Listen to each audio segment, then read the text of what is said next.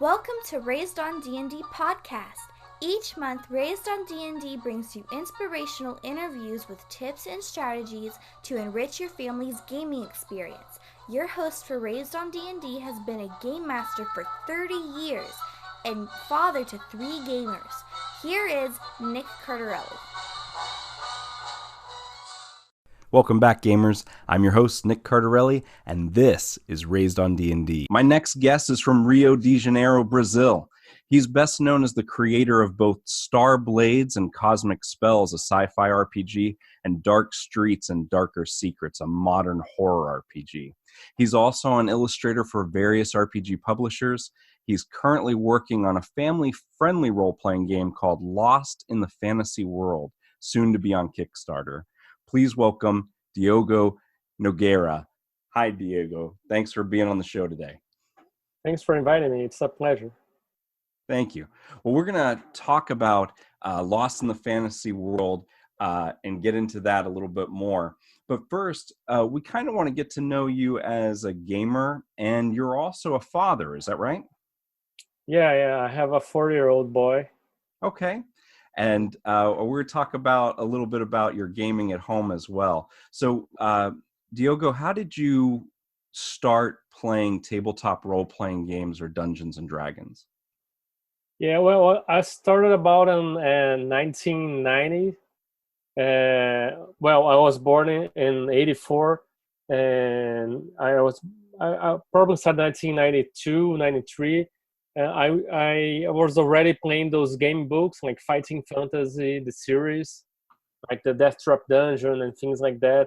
Because when I was on school, the teachers allowed us to choose what book we wanted to read for the class that semester, and some kids just chose the Death Trap Dungeon, and that's when I found out about this. It's kind of fantasy gaming, but it was all gaming books, right? And like choose your own adventure. And when I moved to a new building, one of the older guys saw me playing those fighting fantasy books, and they talked to me, oh, so you like those fighting fantasy books? I think you like a game we play called role-playing game, just like fighting fantasy books, but you can do anything you want. You don't have to like follow a path. You have like infinite possibilities. And then I got excited, of course, and I started playing with them. And I played my first game. It was a Brazilian RPG called Tagma, which was kind of similar to D&D, but with skills and those colored tables, like in the Conan RPG of Azarip. So it was fantasy but with those tables. Like if you roll higher, you roll like a different color and check the table to see your results. And that was my first game. My character died that first game session, and we went to the building garden, and we buried my character sheet on Earth. Like he was dead, so we buried it. The character sheet was pretty cool. And then I started playing right there. And the first game I actually bought and GM'd was the D&D beginner's box, like the Challengers, like that black box with the red dragon on the front. It's from the 90s. It had just came out here in Brazil, so I bought that. And I didn't really know the rules that well because I saw the halfling, and for me, halfling was like half dwarf and half elf. So he had the powers from the dwarf and the elf, so it was really, really powerful. Like character was the halfling. So, but we played that, and then I went to AD&D Second Edition. Was the really first full edition that came out here in Brazil in Portuguese, and then I started playing everything that they released here, like Vampire the Masquerade, Third Edition, GURPS, I don't know, Paranoia. Like all these things, and then I started reading in English, and the possibilities expanded so much. And I mean, today I have like tons of RPGs. We're on video, you can see like the shelves over there, like all games. I have other shelves over here in the front. There's more shelves, and I'm kind of aficionado for role-playing games, and I probably spend more than I should with it. We all do. We all do. So, but that's great. So you have a wide variety of role-playing game systems that you've been exposed to. So, when did you start writing your own modules and your own games?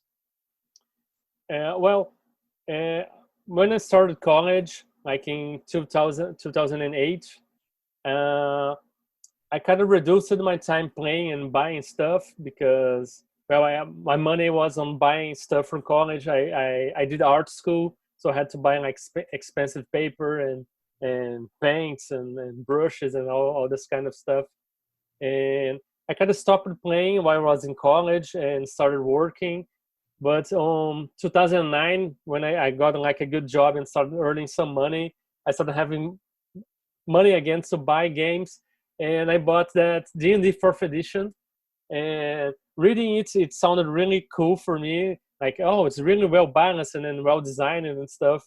And I bought all the books, but I was living in another city, and my group was here from Rio de Janeiro.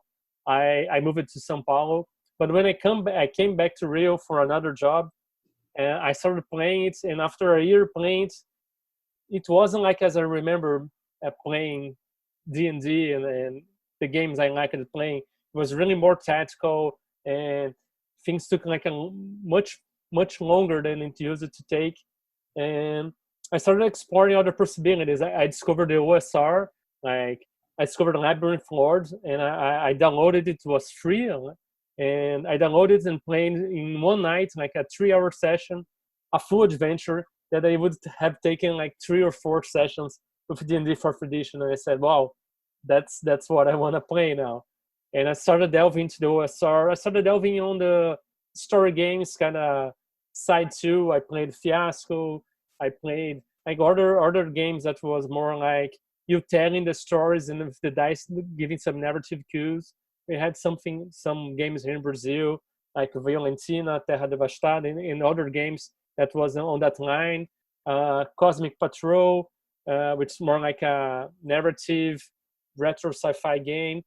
And I discovered Dungeon Crawl Classics and other games of the OSR. And I started seeing a lot of these authors were like players that decided to release something, and they were like making zines.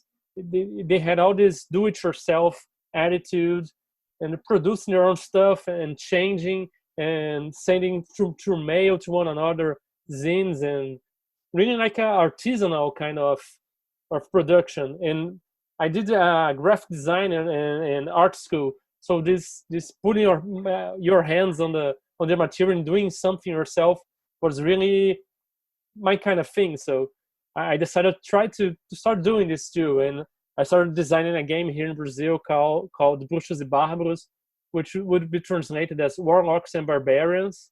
It was like a sword and sorcery kind of game, but it was becoming too big because I was like really ambitious, like doing this full 400 pages book, all illustrated by myself, and I realized that I would never finish it. And then I started seeing more minimalist kind of games like the Black Hack, White Hack, and some other OSR style games, but with more streamlined rules. And I decided to try. Now, Diogo, I'm sorry. You keep saying OSR, and some of our listeners don't know that means old school role playing, right? So we're talking about games that are really harboring back to the style of first edition or second edition Dungeons and Dragons, right? That's what old school role playing means, right?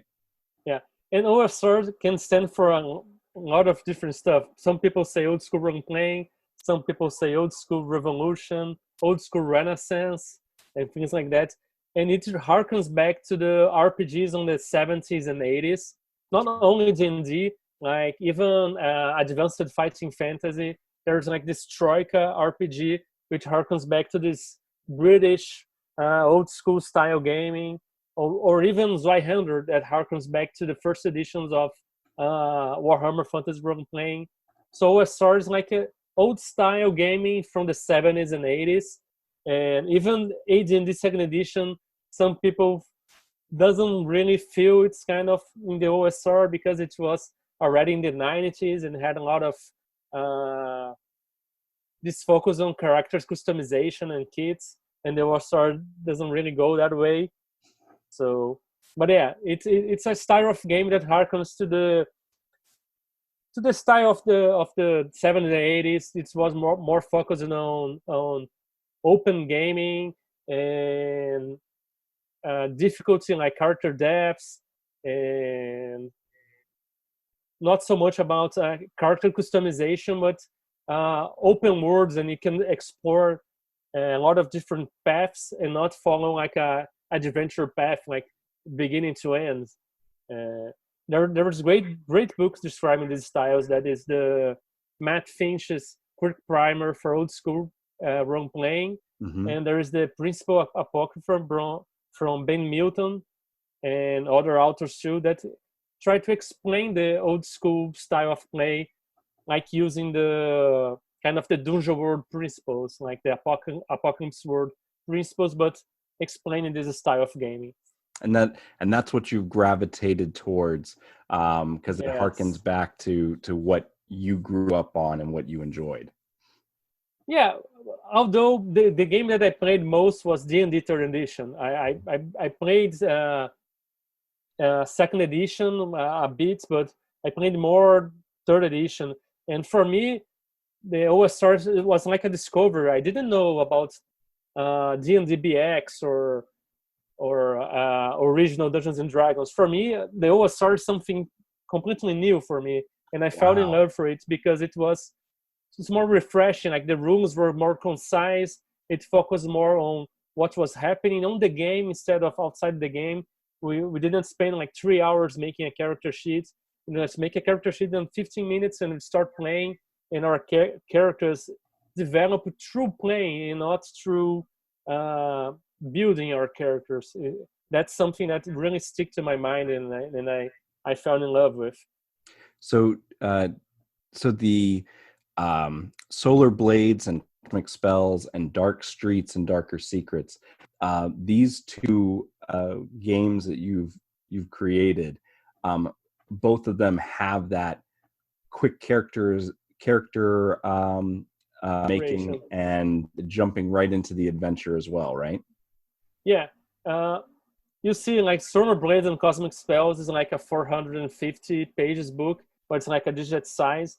And I say it's a Runes Light Star and Sorcerer Role Playing, and people ask me, "Wow, Runes Light! It's like 450 pages. How is that Runes Light?" Because the rules part is really small. It's really a roll under kind of system with some difficulty that sets on like a minimal value you have to roll above, but below your attribute. And the system is really simple, but the book is really full of tools for generating encounters, planets, creatures, artifacts, all sorts of things, locations, adventure hooks, organizations, factions. It's really a simple or flexible system that also allows for like long-term playing, because even though the system is simple, there are a lot of ways where characters can grow in the game, like for like earning new special abilities or powers.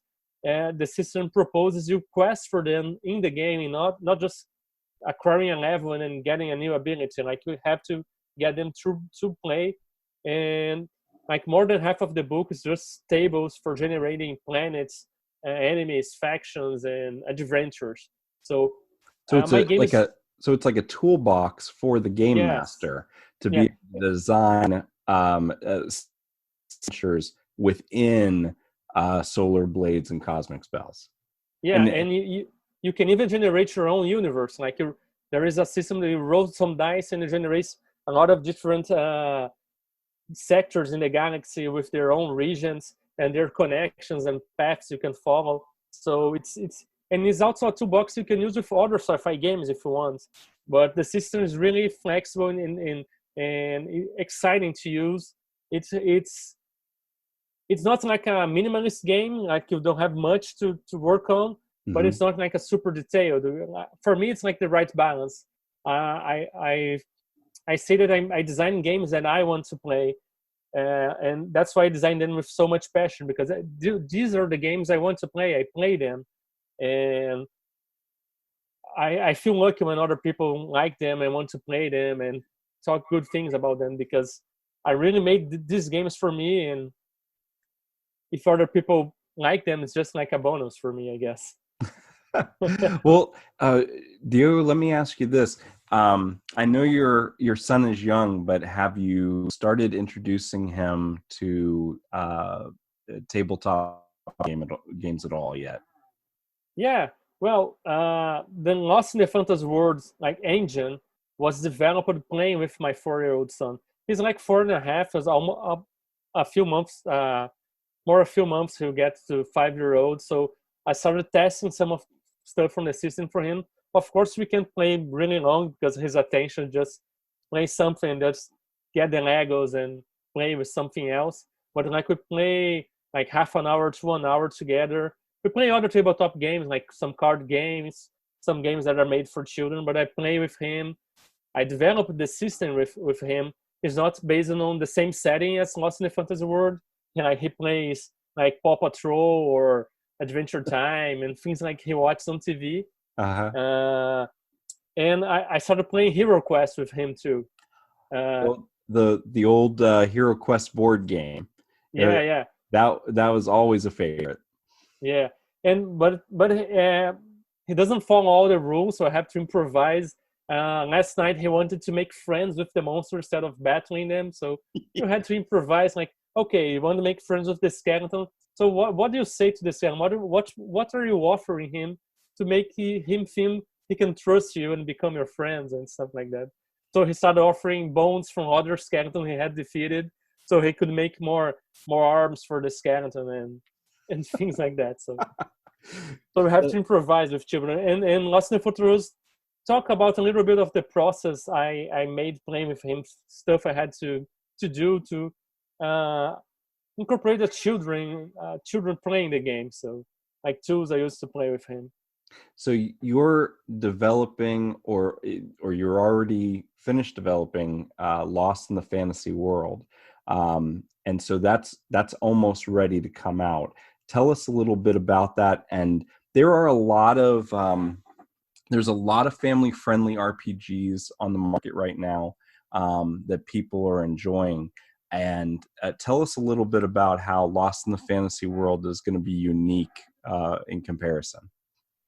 Well, Lost in Fantasy World really focus on the ideas of the players playing the game and the liberty they have on creating their characters. There isn't much detail on the rules. You basically have like 5 main characteristics define your characters, and they're like free form. You can talk about something special they do or something special they love, or like an important item for them. Like maybe this kid really loves his or her guitar, or maybe they're really friends with another character, or all these details, like really freeform, like kind of a fate game, like these aspects. And you basically play with only that, like damage or things that like you would harm you. You temporarily lose these aspects, like these traits that define your character, and you basically just play with that. They give you a bonus to tests, and if you lose, you start losing them temporarily. So it's really, really, really easy to use. It's like a reduced to the minimum core of fate, and my kid really understood that, so he created the characters from, I can do this and that, and I wear this hat, and I love this animal here. So like one of the aspects could be like a pet. So you have a pet that is really faithful to you, like a wolf or a cat or something, and it can help you doing things. And Lost in the Frontiers World, the setting is really something I was really passionate about.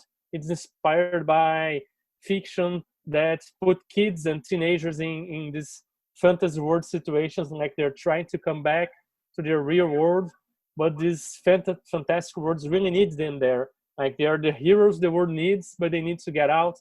So it's always about making this hard choice. Like, do we go back home, or do we help this world that is really in need of heroes? And the game is all bounded into that. And as my other games, it has really simple rules, and as I explained it, but has all this toolbox to generate settings, monsters, situations, adventures, locations you can use in the game to create these adventures that put the hard choices in front of the players. Like, do we help these people or do we go back to our home? And it's really a game about helping each other. It has this mechanic about how you can help each other, because since they're kids and teenagers, they're really all that powerful. Although they have these magic items like in the old D&D cartoon, but they can really accomplish large things if they help one another. So it's a game about helping and find your place and being heroes, I guess.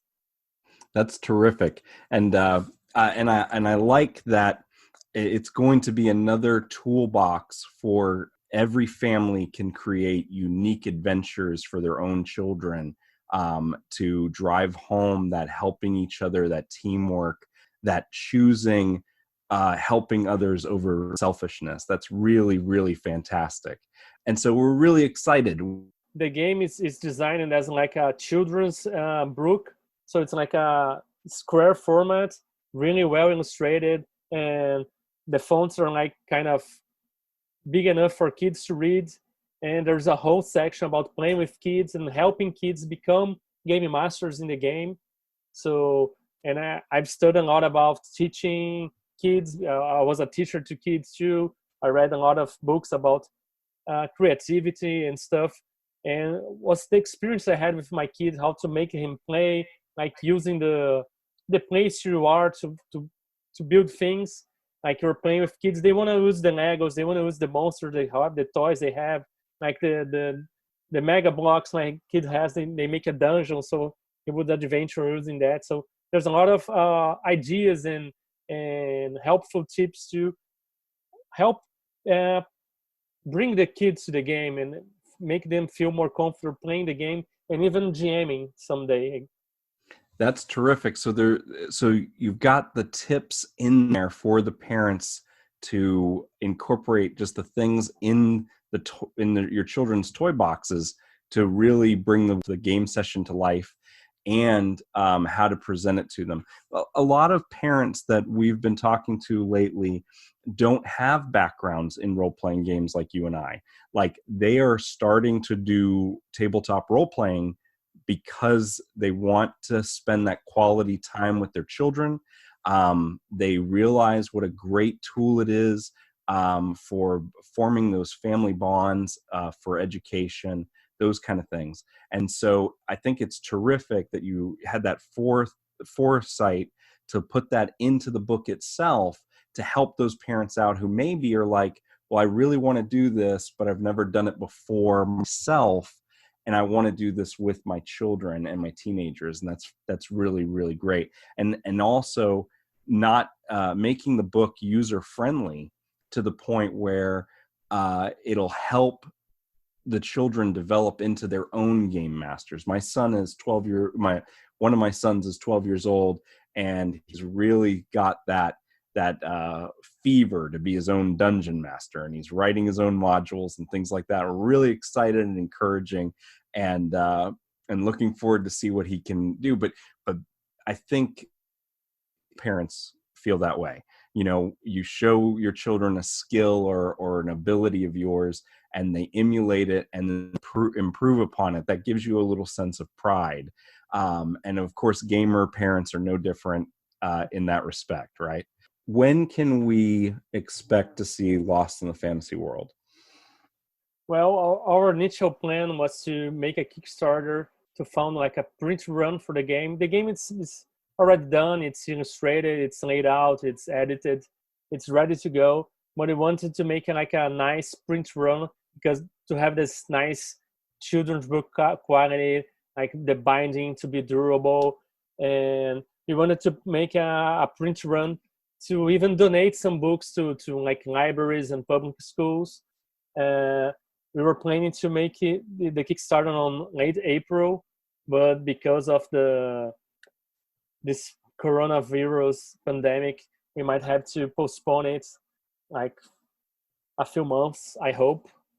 Well, And we all hope that this thing will clear up here in a couple of months too. yeah, We're in the thick of it right now.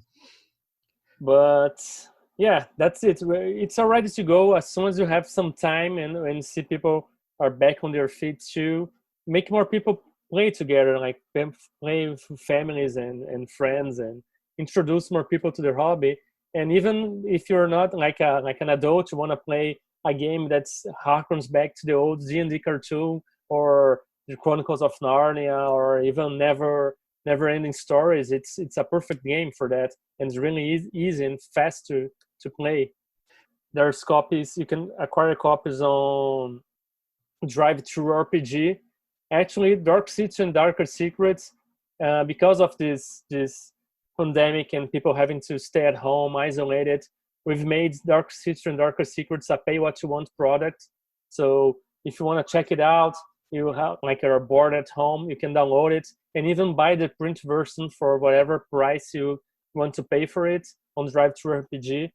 But they have a minimum price because of the cost of the book. So Dark City and Darker Cities, you can even get the PDF for free if you want. It's a game inspired by Buffy the Vampire Slayer, Supernatural, Green, X Files, like a urban horror RPG with some of sword and sorcery elements, and I call it street and sorcery. So it's a cool game. It's like all these toolbox too there. Like you can generate neighborhoods, you can generate people, NPCs with motivations, professions, and monsters and plots, and even cults and factions in the city. It's really nice. I really like it. We have some zines too, giving support to both Stormer Blades and Dark Streets. There, we're releasing the old school zine #2. Those are the two main places you can get it, I guess. Gun Night Games website or Drive Through RPG. Fantastic. Diogo, I can't thank you enough for being on the show today. And we can't wait for Lost in the Fantasy World. We're so excited about it, and we wish you the best of luck. Well, I can't thank you enough for inviting me here and talk about my passion and talk to you about games. It's really something I love, and I love talking about. And thank you so much for inviting me. I'm really excited for this game too. And I hope everything turns out all right for everyone. Yes. Our thoughts and prayers are with everybody there in Brazil, and I hope you keep us in your thoughts and prayers for everyone here in America. For Thank sure, you yes. again.